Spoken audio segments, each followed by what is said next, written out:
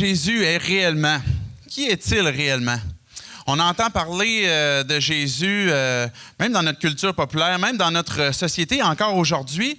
On se pose la question, qui est-ce qui est Jésus? On posait les questions, ils sont un petit peu basses pour qu'on puisse bien les voir, mais est-ce que Jésus a été un personnage historique? Est-ce qu'on peut se fier aux sources qui nous sont laissées, par exemple, les évangiles qu'on avait discutés dimanche dernier? Et la question, comme je disais tantôt, qu'on se pose aujourd'hui, est-ce que Jésus est plus qu'un homme? Vous savez que beaucoup de gens sur la planète présentement adhèrent à la foi chrétienne, croient que Jésus est plus qu'un homme. Mais qu'en est-il? Nous, on vit au Québec, on a entendu parler de Jésus, il nous a laissé dans son passage historique diverses choses que l'on a encore, comme Noël, comme Pâques, comme des églises, par exemple, qu'on a à plusieurs coins de rue. Mais qu'est-ce que l'on croit à son égard? Je regardais dans notre culture populaire, comme je disais, on a, par exemple, dans les Simpsons, je ne sais pas si vous avez déjà écouté les Simpsons ou vous l'écoutez, même des apparitions de Jésus dans les Simpsons. Je ne suis pas en train de dire que tout ce que l'on voit est bien ou pas bien. Ça peut être même South Park. Vous avez un dessin animé qui va présenter Jésus régulièrement dans leur dessin animé. Il va y avoir une apparition de Jésus. Et puis, même il y a quelques années, si vous êtes un 30 ans, vous avez peut-être même écouté RBO, Rock et Belles Oreilles, et eux aussi, ils faisaient une forme de parodie de Jésus.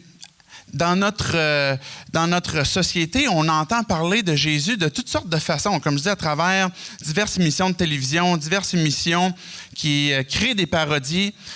Plusieurs films, il y a eu des centaines de films qui ont été faits sur Jésus. On a entendu parler de ce film très populaire, La Passion du Christ, qui montrait comment est-ce que Jésus avait été crucifié et qui était d'ailleurs très explicite sur la fin. On a entendu parler des Jésus de Montréal, la dernière tentation du Christ.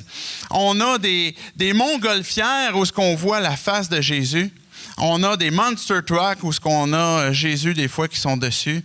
On a d'innombrables tatous, même dans la mode actuellement aujourd'hui.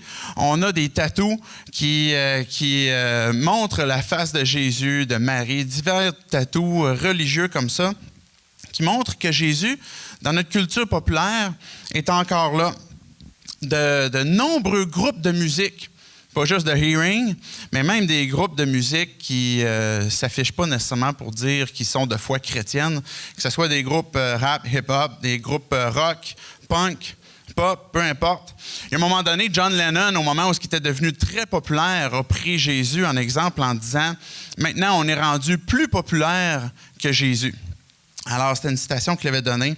On a même dans le sport, il semble même que les sportifs ont une certaine allégeance à Jésus. Je ne sais pas si vous saviez, il y a dans les ligues de baseball majeures et mineures, 74 joueurs de baseball qui portent le nom de Jésus à quelque part dans leur nom. Alors, il semble que Jésus a beaucoup de fans dans le baseball. Dans des boxeurs, des sprinteurs aux Olympiques, on voit ça. Au football, on voit des gens qui font des fois des cercles puis semblent faire une prière. Vous connaissez peut-être ce joueur de soccer qui s'exprimait « I belong to Jesus » et puis qui s'affichait lui appartenir. Donc, même dans notre culture populaire, que ce soit la mode, vous avez peut-être même entendu parler du Jesus is my homeboy, qui plusieurs artistes, même qui ne professent pas du tout appartenir à la foi chrétienne, portent ce T-shirt qui est devenu extrêmement populaire. Jésus est mon ami d'enfance, peut-être qu'on pourrait traduire. Alors, on voit qu'on croit ou qu'on ne croit pas en Jésus, il y a encore dans notre monde, dans notre culture, même au Québec, beaucoup de représentations, beaucoup d'expressions de diverses formes qui nous parlent de Jésus. Et, mais au-delà de juste constater ce que la société nous laisse à son égard, je reviens à cette question, est-ce que Jésus est plus qu'un homme? On a vu son passage historique et puis c'est difficile de dire que Jésus n'a pas existé. Son passage est très évident. Maintenant, est-ce que la question qu'on devrait se poser, est-ce que c'est l'homme qui a divinisé Jésus? Est-ce que l'homme, à un moment donné, s'est dit, ben tu sais, Jésus, c'était tellement un bon gars, Jésus était tellement une personne qui a révolutionné le monde de par son discours, de par son amour, etc., que l'homme, à un moment donné, il l'a divinisé. Qu'en est-il? Et est-ce que Jésus peut, à l'inverse, être réellement Dieu ou plus qu'un homme? On regarde aussi dans les dernières années, ça pourrait être peut-être dans les 10-15 dernières années, un retour de l'histoire, des bribes historiques, je veux dire comme ça, même à Hollywood. On a cette année un film qui est sorti sur Pompéi et qui nous parle de cette ville qui a été engloutie par un volcan. Et Pompéi a été, englouti dans le volcan en 75 après Jésus-Christ. Donc, c'est tout près des événements quand même de quand Jésus est venu nous visiter. On a un autre film qui est sorti, Alexandre le Grand, ça fait quelques années déjà, où on a parlé de lui. Et puis, Alexandre le Grand, aujourd'hui, on ne remet plus en question son existence. On sait qu'il a été un grand conquérant et puis qui a été très rapide. Son empire s'est établi très rapidement. Et pourtant, Alexandre le Grand date de 336 avant Jésus-Christ. On a un autre film qui est sorti, le film 300. Alors, un peu violent, ça aussi. Mais le film 300 parle quand même de bribes historiques qui concernent Léonidas, qui était le roi de Sparte, et puis Xerxès, roi de Perse, qui encore aujourd'hui, on ne remet pas en cause l'historicité de ces événements-là, qui pourtant datent de 480 avant Jésus-Christ. Un autre film, 3, où on parle de Achille. Encore aujourd'hui, même lui, dans notre culture populaire, une expression est demeurée avec l'Achille talon, qui est une partie faible de notre être. Achille, qui était héros de la guerre de Troie, date de 575 avant Jésus-Christ. Puis j'aurais même pu citer Toutankhamon. On n'a pas beaucoup de détails sur lui, sinon qu'il était un pharaon immensément riche. Et pourtant, ce pharaon-là date de 1335 avant Jésus-Christ. La raison pour laquelle je cite ces diverses bribes historiques qui nous font surface maintenant, même encore aujourd'hui à travers Hollywood, puis on comprend bien qu'à Hollywood, on n'accepte pas tout ce qu'ils nous présentent non plus. On sait bien que c'est enjolivé ou bien c'est rajouté en partie.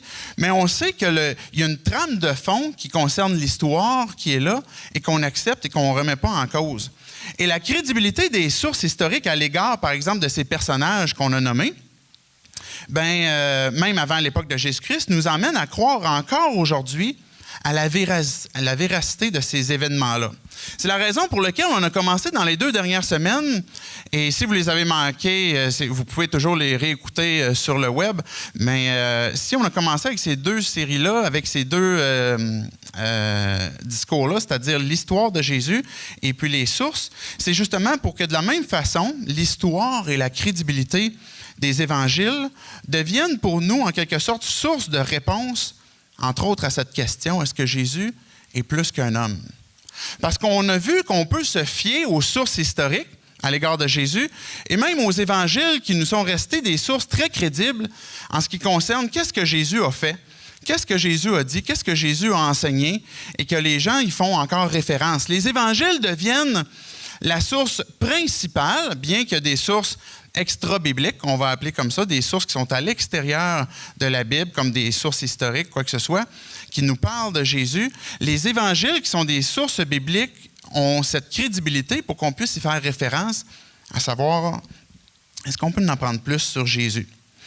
Je veux mettre une chose claire aussi, avant d'aller plus loin dans le discours, c'est que mon objectif ce matin, c'est pas de vous amener à croire en Jésus parce que j'y crois. Parce qu'on est une Église. Vous avez vu tantôt notre mission, que les gens loin de Dieu découvrent la vie en Jésus-Christ. En tant qu'humain sur la terre, en tant que personne qui vit ici-bas, je crois que Dieu existe, que Jésus existe et puis qu'il veut que je découvre la vie. Maintenant, mon objectif, c'est pas de vous forcer à croire ça parce que j'y crois. Mais l'objectif que j'ai, c'est de vous expliquer pourquoi est-ce qu'il est possible de croire que Jésus est plus qu'un homme. Pourquoi est-ce qu'il est possible de croire que Jésus est plus qu'un homme? Et ça, c'est l'objectif que j'ai ce matin. Donc, je veux respecter, quelle que soit la croyance que vous avez, mais vous amener dans votre réflexion à considérer cette question-là. Considérer que Jésus peut être plus qu'un homme. Il y a certains témoignages qu'on peut considérer. Je vais en retenir 2 particulièrement ce matin que je vais étayer un peu plus, c'est-à-dire les prophéties et les miracles. Les prophéties en ce qui concerne Jésus et les miracles que Jésus a fait. On aurait pu en citer, on aurait pu retenir d'autres témoignages, d'autres arguments qui nous parlent de Jésus pour répondre à la question est-ce qu'il est plus qu'un homme? Et juste quelques-uns en rafale. Par exemple, le témoignage d'historiens. Flavius Joseph était un historien qui existait entre 37 et 97 après Jésus-Christ. Donc, c'est un homme qui a pu voir, entendre le passage de Jésus sur la terre, qui est un historien lui-même et puis qui a laissé des traces historiques extra-bibliques en ce qui concerne le passage de Jésus sur la terre. Et Joseph, j'ai apporté une des citations, dit « Jésus qui était un homme sage, si toutefois on doit le considérer comme un homme, tant ses œuvres étaient admirables. Des chefs de notre nation l'ayant accusé devant Pilate, celui-ci le fit crucifier. Il leur apparut vivant et ressuscité le 3e jour. » Ça, c'est le témoignage de cet historien, Flavius Joseph, qui a existé à partir de 37 jusqu'à 97 après Jésus-Christ. On aurait pu aussi apporter les citations des divers conciles. Il y a eu des conciles, par exemple, où des hommes se sont rencontrés pour discuter à l'égard de Jésus et de la foi. Et ce qui est intéressant de ces conciles-là, c'est qu'ils ont été faits très tôt dans le temps après les événements du passage de Jésus sur la terre. Par exemple, le concile de Nicée a eu lieu en 325, Constantinople en 381, Éphèse en 431, et puis Chalcédoine en 451 après Jésus-Christ. Donc, on se trouve aujourd'hui en 2014, on parle encore de Jésus, mais quelle référence est-ce que l'on a, qu'on peut avoir, de ces témoignages qui nous parlent de Jésus, qui sont très tôt dans le temps? Et puis, j'ai apporté cette citation du concile de Chalcédoine qui a été faite en 451. Et puis là, j'ai abrégé la citation. Si ça vous intéresse, vous pourriez aller la lire.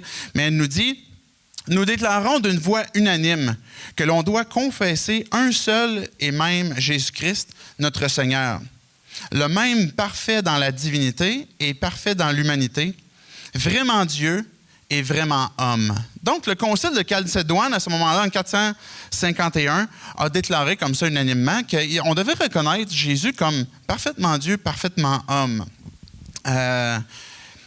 On aurait pu aussi apporter les citations des témoignages généalogiques. Je parlais des évangiles qui sont pour nous une source crédible sur lequel on peut se faire référence. Et l'évangile de Matthieu, le premier évangile, quand on rouvre la Bible dans le Nouveau Testament, qui est à peu près aux 2/3, le premier livre du Nouveau Testament se trouve avec le livre de Matthieu, un évangile.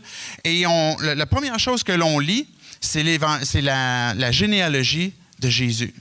Et Luc a apporté aussi une généalogie, l'évangile de Luc. L'évangile de Marc, il n'y en a pas. Puis l'évangile de Jean, il y a une généalogie aussi qui est très intéressante.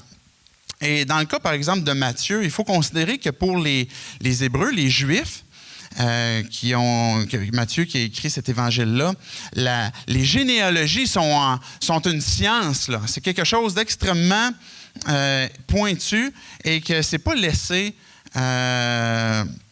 au hasard ou laissé finalement sans un travail assidu en ce qui concerne les généalogies. Et on aurait pu aussi apporter diverses citations des témoignages des premiers témoins oculaires. Et puis, j'en ai juste apporté un. Si vous vous souvenez, encore aujourd'hui, on parle de Thomas comme étant celui qui a de la misère à croire. Fait que même dans notre culture populaire, on va dire à quelqu'un qui a de la misère à croire, qui est un Thomas. Cette histoire-là date du fait que quand que Jésus, selon les évangiles, serait ressuscité, Thomas aurait dit quelque chose, moi, pour que je puisse vraiment croire que Jésus est ressuscité, je vais devoir toucher là, dans ses mains là, les trous que les clous ont laissés, puis son côté aussi. Et puis Jésus, ayant apparu à Thomas, lui a dit, Thomas, viens toucher. Et puis une fois qu'il l'a touché, de cette première déclaration qui est extrêmement intéressante, Thomas, il dit, mon Seigneur et mon Dieu. Alors, il a déclaré de Jésus, son Dieu. Ça, c'était les premiers disciples. Donc, on aurait pu apporter différents témoignages, comme j'ai dit tantôt, d'historiens, de conciles, de généalogie, de témoins oculaires, et puis je ne veux pas étayer ça trop longuement, mais ce que je veux prendre, c'est le temps de parler des prophéties et des miracles. Les prophéties, c'est des paroles qui ont été dites plusieurs années avant que l'événement arrive comme tel. Donc, c'est comme si, par exemple, on se reporte en 1608, puis on dit, quelqu'un a écrit, en 1993, les Canadiens vont gagner la Coupe Stanley. Et puis, un peu plus tard, une autre prophétie dit, qui a été écrite, mettons, en 1812, en 2015, les Nordiques vont revenir à Québec. Je ne sais pas si vous êtes d'accord avec cette prophétie-là, mais de toute façon, je ne l'ai pas trouvée, cette prophétie-là. Mais on l'espère tout à quelque part. Mais une prophétie, finalement, c'est quelque chose qui a été dit il y a quelques années passées, et puis même des fois plusieurs années passées, puis après ça, on voit son accomplissement. Et pour qu'elle soit réellement crédible, elle doit s'accomplir selon les détails qui lui ont été laissés. Et dans notre culture, et ce qui est vraiment intéressant pour les Québécois, c'est qu'on a encore la Saint-Jean-Baptiste, encore là une trace historique de la foi chrétienne. La Saint-Jean-Baptiste, on fête le 24 juin, est pour nous notre fête nationale ici au Québec. Mais quand on reporte dans le temps, les premiers colons déjà dans la Nouvelle-France en 1600, avant la fondation de Québec, en 1606, déjà, on avait des traces historiques qui nous sont laissées que les gens fêtaient la Saint-Jean-Baptiste. Et en 1636, on a d'autres traces. Et puis finalement, quand on regarde l'histoire du Québec, on voit que ce personnage, Jean-Baptiste, qui, selon les évangiles, se trouve à être le cousin de Jésus, c'est pour nous, les Québécois, devenu, du moins par le nom, parce qu'on ne fait pas toujours référence à ce que l'on croit de Jean-Baptiste, mais est devenu pour nous notre fête nationale. Mais qu'est-ce qu'il avait de si spécial, ce Jean-Baptiste, pour que, à travers le temps, on garde encore son nom et qu'il devienne même la fête nationale du Québec? Mais on se reporte au tout début de l'évangile de Marc. Je disais tantôt que Marc n'a pas de généalogie. Marc est un tout petit évangile, puis il va droit au but. Et regardez les premiers versets de l'évangile de Marc. Dans Marc 1, regardez, c'est les versets 1 à 2 que j'ai mis. Ici commence la bonne nouvelle de Jésus-Christ. On appelle ça la bonne nouvelle, certains vont appeler ça l'évangile. L'idée derrière, c'est le message que Jésus avait pour l'humanité, le message qu'il avait, cette bonne nouvelle. Ici commence la bonne nouvelle de Jésus-Christ, Fils de Dieu. Dans cette description-là, dans cette appellation-là, on a même aussi récemment une mini-série qui est sortie, Jésus, Fils de Dieu. L'expression comme telle, et là je ne vais pas élaborer trop longuement, mais quand on parle de Fils de Dieu, dans son contexte, c'est pas que Jésus est né du Père et puis qu'il est inférieur au Père, mais plutôt qu'il est de la même nature, qu'il partage la même nature, j'échappe mon mot. Mais donc, Jésus et le Père, si Jésus se fait appeler le Fils de Dieu, c'est dans cette optique-là, c'est-à-dire qu'il partage la même nature que le Père. Dans le livre du prophète Isaïe, il est écrit « Je vais envoyer mon messager devant toi, dit Dieu, pour t'ouvrir le chemin. » Ce messager-là, dans le livre d'Isaïe, Isaïe est un prophète. Isaïe, 600 ans avant Jésus-Christ. Si on se reporte 600 ans avant notre ère, ça date depuis longtemps, là, en 1414 par exemple.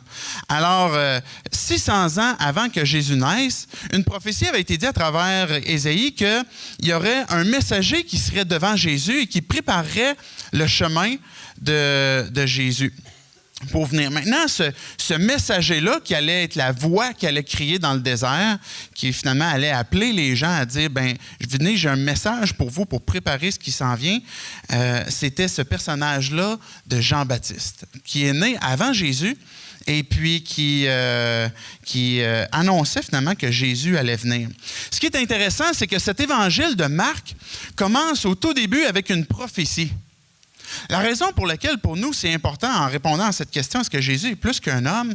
C'est que quand on regarde l'importance qu'il y a dans l'accomplissement des prophéties à l'égard de Jésus, c'est un signe pour nous montrer justement qui est le personnage, qui est Jésus, Qui est-il? Et puis, je voulais apporter un autre exemple de prophétie qui a été donnée.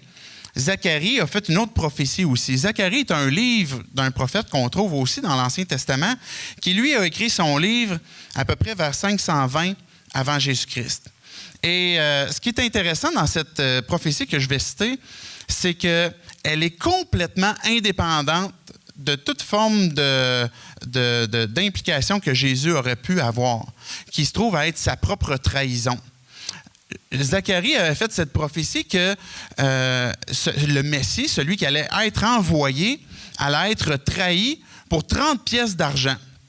Et puis, qu'à un moment donné, ces 30 pièces d'argent-là allaient être relancées dans le temple. Le temple se trouve être le lieu de culte pour les Juifs, pour les Hébreux. Allaient être relancées dans le temple et puis qu'on ne pourrait pas prendre ces pièces d'argent-là pour les mettre finalement dans les poches des gens qui s'occupent du temple, mais qui allaient acheter un champ avec ça. Donc, ça a l'air un peu bizarre quand je vous conte ça comme ça, mais ce qui est intéressant, c'est les détails qui sont donnés. Les 30 pièces d'argent qui allaient être relancées dans le temple, qui n'allaient pas être gardées pour le trésor, pour la trésorerie, mais qui allaient avoir un champ qui allait être acheté. Maintenant, quand on regarde l'évangile de Matthieu, on retrouve textuellement tous ces détails en ce qui concerne Judas.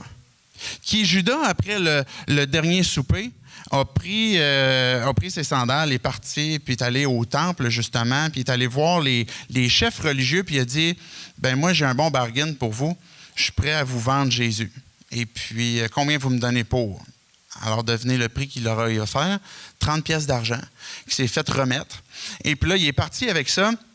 Et je vais juste vous faire une citation de Matthieu, je ne pense pas que je l'ai mis sur l'écran ici, de Matthieu 27, qui se trouve avec l'Évangile de Matthieu. Ça dit « Judas, celui qui l'avait trahi, apprit que Jésus avait été condamné. Il voulait vendre Jésus, mais il ne savait peut-être pas tout ce que ça allait engendrer. Alors, il fit pris de remords et rapporta les 30 pièces d'argent aux chefs des prêtres et aux anciens, et leur dit « Je suis coupable, j'ai livré un innocent à la mort. » Et là, les gens leur ont dit « Ben, on s'en fout. C'est ton problème. Fait que vis avec tes remords. Maintenant, nous autres, on t'a donné ton argent, on a Jésus, puis le dossier est clos. » Fait que Judas, il pogne son sac d'argent, il pitche ça dans le temple, et puis le texte dit qu'il s'en va se pendre. Et à cause qu'il s'est pendu, les chefs religieux ont dit, on ne peut pas prendre cet argent-là pour garder pour le trésor du temple. Fait qu'à ce moment-là, achetons un champ dans lequel on pourra faire un cimetière pour des étrangers. Donc, déjà plus de 500 ans avant Jésus-Christ, on a ces détails prophétiques qui nous sont laissés à l'égard de Jésus, de sa trahison. J'en ai cité que 2, et puis j'aurais pu en citer 10, 12, 15, des prophéties qui sont, en ce qui concerne son personnage, un personnage de Jésus. Maintenant, ces prophéties qui s'accomplissent sont en train de nous témoigner qu'elles dépendent de quelqu'un qui est plus grand et qui peut contrôler les circonstances. Humainement, sur la Terre, quand on regarde les faits historiques, il y a plusieurs éléments qui étaient impossibles à contrôler à l'égard de l'accomplissement des prophéties, sinon un maître d'œuvre qui peut diriger. Ces prophéties-là, vous êtes en mesure de les constater encore, de les apprécier. Évidemment, elles nécessitent des recherches, mais elles sont crédibles, elles nous ont été laissées. Même certains chercheurs qui sont plus qu'on qualifie de libéraux, c'est-à-dire qu'ils vont regarder certaines prophéties pour dire « Non, Zacharie n'a pas écrit son livre 580 avant Jésus-Christ, il l'a écrit 2 siècles avant Jésus-Christ. » Mais même malgré ça, je ne sais pas si vous pensez comme moi, mais même 200 ans avant, même si c'était la réalité, se trouve quand même à être suffisamment crédible pour voir que des prophéties ont été accomplies à l'égard de Jésus.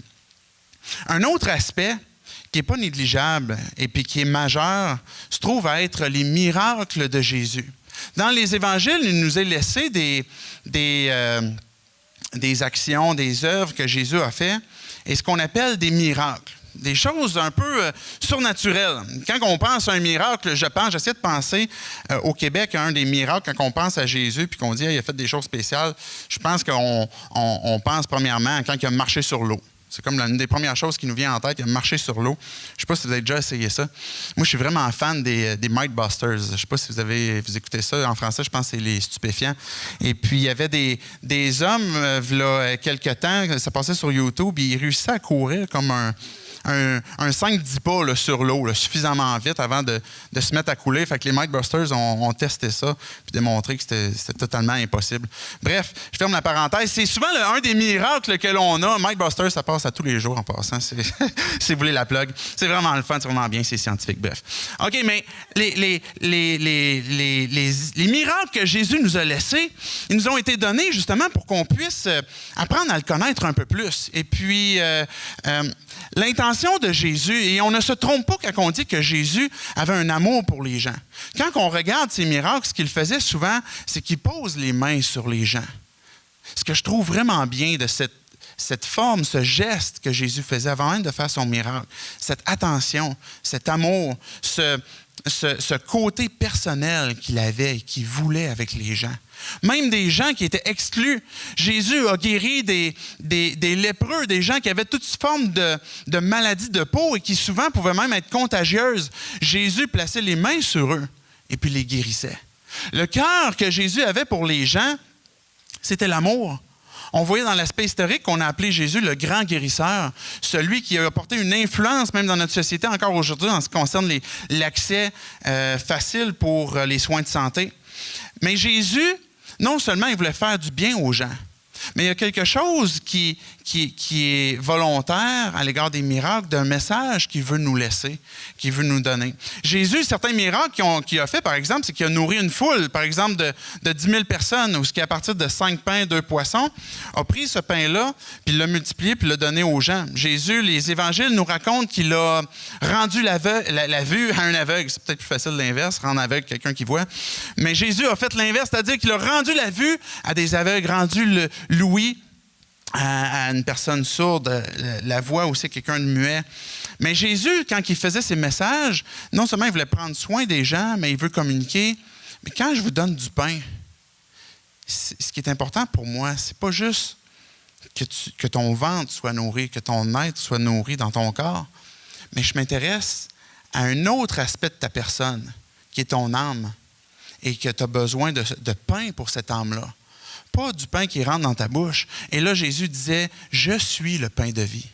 Jésus rendait la vue à un aveugle et puis disait, « Je suis la lumière du monde ».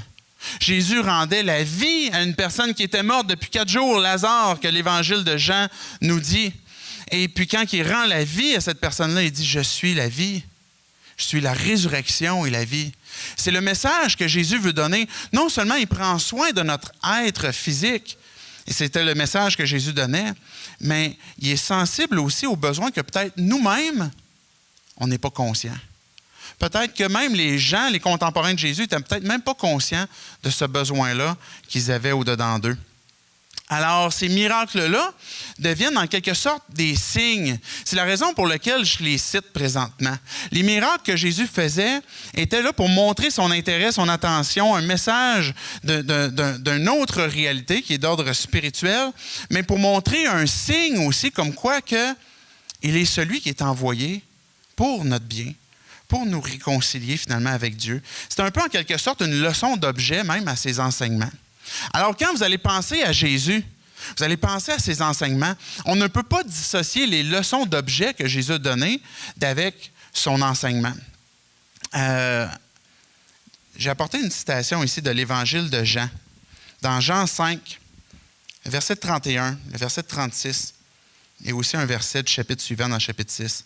Jésus, il dit, « Si je témoigne en ma faveur, mon témoignage ne serait pas valable. » Jésus est en train de dire, je pourrais arriver devant vous et dire, moi, je fais ça, moi, je suis de même, moi, je crois ça, moi, je pense que ça pour vous. Et puis, voici ce que je suis.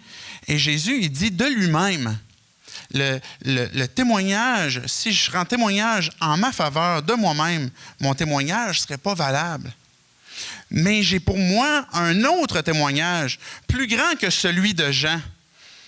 Jean avait une délégation qui était allée voir Jean-Baptiste dans le désert pour voir, tu dis quoi toi de Jésus? Puis, fait que Jésus a dit, Jean a rendu témoignage de moi, mais j'ai un autre témoignage. Et c'est la raison pour laquelle on cite les miracles présentement. Jésus dit, les œuvres que je fais, celles-là même que le Père m'a données. On parlait tantôt de Fils de Dieu, de la même nature que Dieu. Ces œuvres que le Père m'a donné d'accomplir parlent en ma faveur et montrent que le Père m'a envoyé. Jésus est en train de communiquer comme quoi que j'ai été envoyé. Et les œuvres que je fais sont là pour attester que c'est le Père qui m'a envoyé. Parce que ce que vous voyez dépasse la capacité humaine. La semaine passée, on a cité le Talmud. Le Talmud, c'est un composé de la Mishnah, c'est-à-dire un recueil de lois et de traditions juives qui ont été mises par écrit environ au 2e siècle. Le Talmud a été fini d'être écrit entre le 2e et le 4e siècle.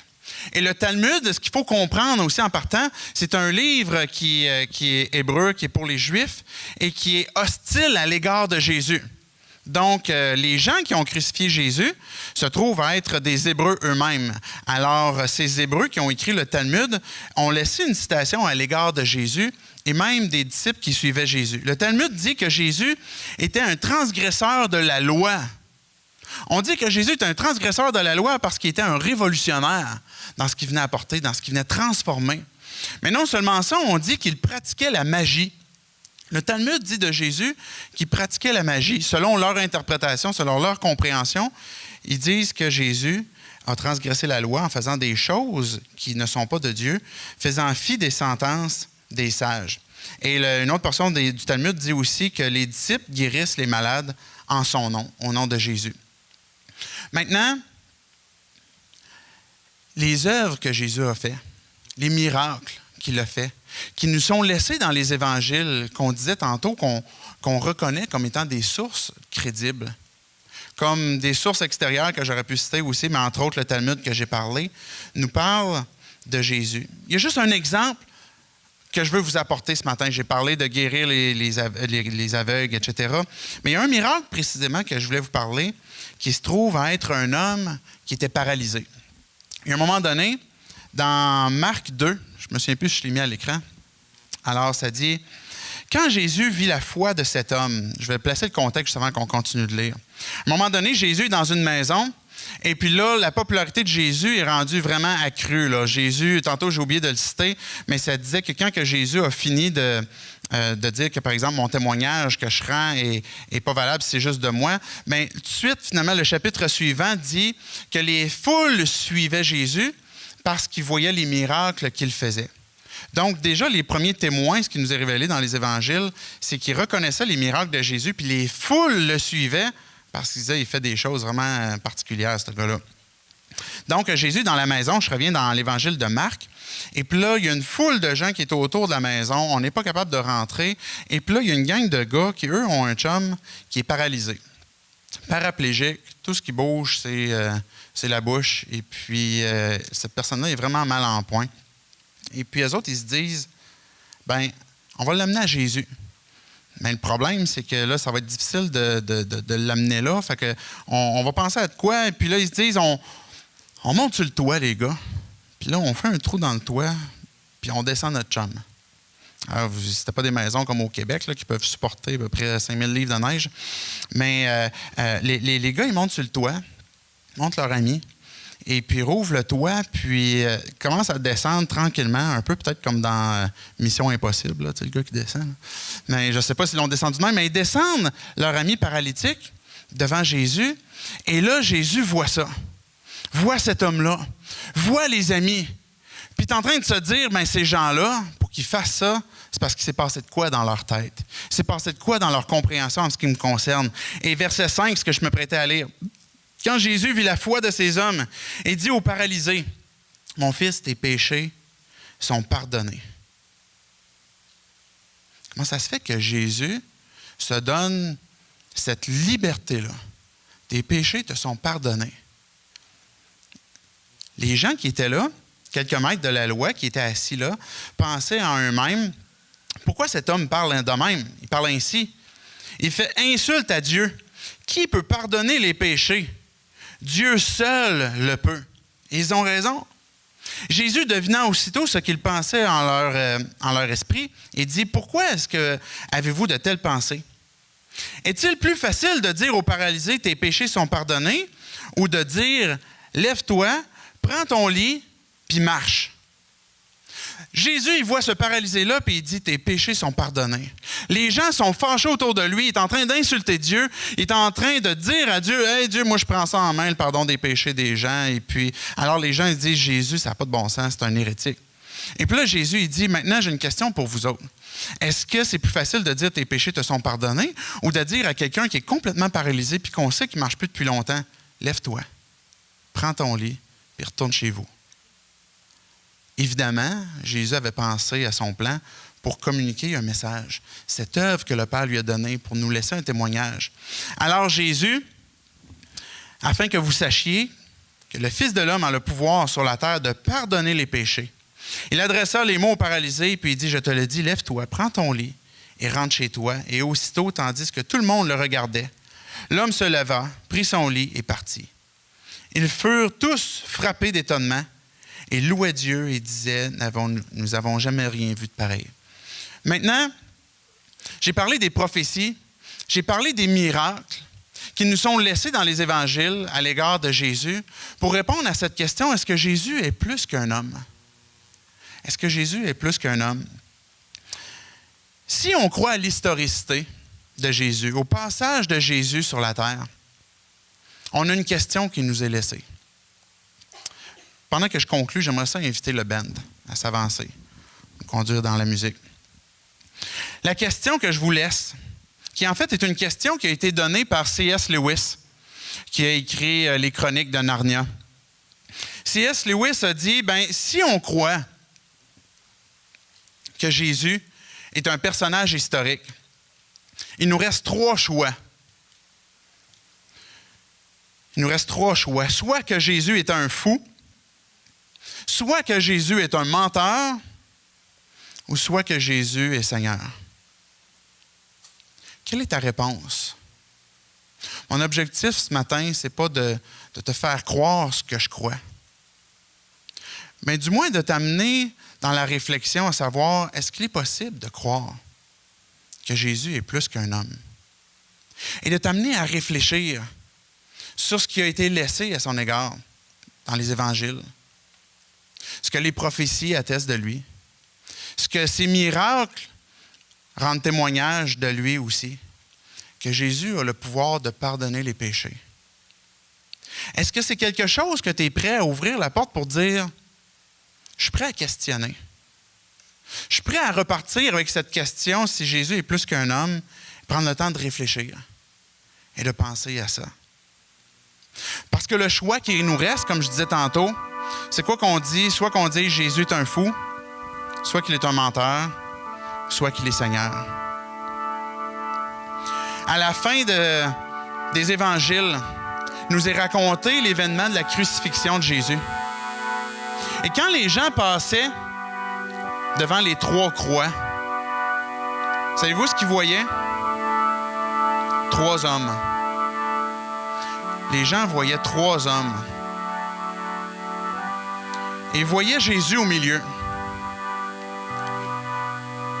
Jésus, ce que ça veut dire en hébreu, c'est celui qui sauve. Celui qui peut sauver. Et Christ est une façon différente pour dire Messie, qui veut dire celui qui est envoyé pour délivrer. Les gens passaient puis voyaient celui qui sauve et qui a été envoyé pour délivrer. Savez-vous ce qu'il disait de lui? Mais celui qui sauve et qui est envoyé pour délivrer, commence donc par toi-même, parce que tu as de l'air mal pris. Les gens, quand ils passaient devant les croix, voyaient trois hommes. Ils ne faisaient pas de distinction. Non seulement les gens qui passaient disaient ça, mais les Romains qui étaient là, qui contribuaient à la crucifixion, ont dit ça, hey Jésus, sauve-toi toi-même. Puis il y avait deux criminels aussi à côté de Jésus. Puis ces deux criminels-là ont insulté Jésus. Même cloué sur la croix, il était capable de dire « Hey, Jésus, débarque donc toi-même, puis après ça, débarque-nous. Si t'es celui qui sauve. » Mais à un moment donné, il s'est passé une réflexion dans la tête d'un des deux criminels. un des deux criminels qui regardait Jésus puis qui l'avait insulté, il s'est posé cette question-là qu'on se pose ce matin. Est-ce que Jésus est plus qu'un homme?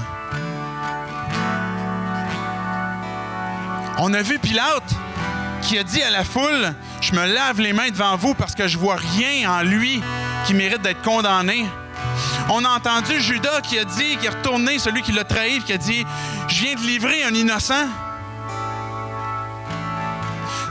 Ce criminel qui est à côté de Jésus a peut-être vu la pancarte qui était au-dessus de sa tête et qui disait « Roi des Juifs ». Ce que l'Évangile nous dit, c'est que ce criminel-là, dans ses pensées, il s'est fait une réflexion. Il s'est dit, cet homme-là est plus qu'un homme. Cet homme-là est plus qu'un homme. Et quand il a entendu l'autre criminel continuer d'insulter Jésus, il l'a arrêté et il a dit, « Est-ce que tu crains pas Dieu? Nous, on mérite d'être là, mais lui, il ne mérite pas. Il ne mérite pas d'être là. » Et là, il s'est tourné vers Jésus. Puis il a dit, « Jésus, quand tu vas être dans ton royaume, quand tu vas revenir, souviens-toi de moi. Souviens-toi de moi. » Et Jésus lui a dit, « Aujourd'hui même, tu seras avec moi dans le paradis. » Ce choix-là nous appartient à chacun d'entre nous. Jésus lui-même n'a pas forcé personne à le croire. Mais il nous emmène cette question. Qui est Jésus pour toi? Est-ce que c'est un fou? On voit dans les évangiles, finalement, Jésus, c'est quelqu'un qui enseigne toutes sortes de trucs qui ne me regardent pas. Ou est-ce que c'est un menteur? Ou est-ce qu'il est Seigneur? C'est le défi que je vous lance ce midi, à réfléchir. Et on va revenir la semaine prochaine avec une autre question. Si on dit que Jésus est Dieu, est-ce qu'on peut dire qu'il a vraiment été humain, comme nous, et jusqu'à quel point? Je vais simplement terminer avec une simple prière. Dieu, je te dis merci pour les évangiles. On a parlé des prophéties, on a parlé des miracles. Tu as permis que ces évangiles nous soient laissés pour qu'on puisse y faire référence. Et peut-être pour constater aussi que tu es celui qui est le maître d'œuvre. Dieu, ma prière pour nous ce matin, pour chacun d'entre nous, ma prière honnête, c'est que tu t'adresses à chacun de nous. Pour que si tu existes, que tu viennes nous parler et nous convaincre que Jésus est plus qu'un homme et qu'il a le pouvoir de pardonner les péchés. Amen.